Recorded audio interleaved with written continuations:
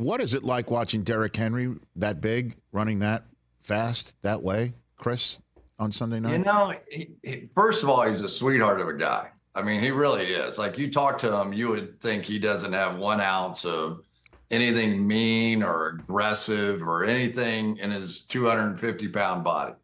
And then he gets out there and he just, I mean, it's intimidating. I've been on the field a few times where you see somebody like that that's just running, and you try to picture yourself as a defensive back going, okay, I'm going to run up there and throw my 190 pounds as hard as I can at this guy's thighs. And you see people get knocked out all the time. It happened in the game the other day. I mean, it just happens. But I think the thing that was most startling, maybe to all of us, was, okay, he's a little older now, whatever, he's at least 30, close to it, whatever he is, and breaks out in the clear, and he's going up against all the cornerbacks and safeties, the fastest guys on the defense, right? I mean, historically, those are the fastest guys. And not only do they not catch him, it looks like he's pulling away from them. And I'm sitting there thinking, whoa, what do we got going here? I mean, we've got size and speed like that going one direction, and then we've got Lamar going the other direction. They had all kinds of changes on their offensive line. They were injured. It just didn't matter. And they really haven't even gotten everything going with Mark Andrews, Zay Flowers, the passing game.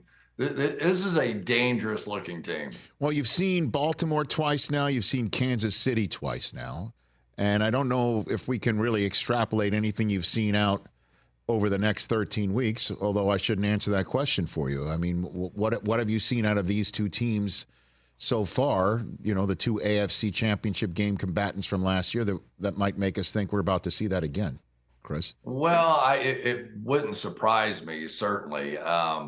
And Kansas City taught me a lesson last year about ever doubting what they can do. I mean, right? I mean, all year long, at what point were you going, oh my gosh, there's the Chiefs, you know, during the regular season, there they are, they're going to do it again. But I think the thing that we all make the mistake on the most is when we underestimate defense. And sometimes when we've gotten used to seeing a great offensive team play, and that certainly has been the Chiefs and Mahomes and Andy Reid, you tend to think less of them when they become equally as dominant on the defensive side. And what Spagnuolo and Chris Jones and those guys have done on that side of the ball has just been startling. And it hasn't just been this year. It's been over, a year and a half period of time here. And I think that's what gives them the chance. I don't know what it's going to be, you know, as far as the guys getting hurt and how, you know, do we ever get Kelsey back in action? Pacheco, how long does he really get back to form? So there's a lot of different questions about that team. Still have Mahomes, but they have the cornerstone of what took them to the championship last year, and it was the defense. Catch the Rich Eisen Show every single day on the Roku Channel, 12 to 3 Eastern, for free.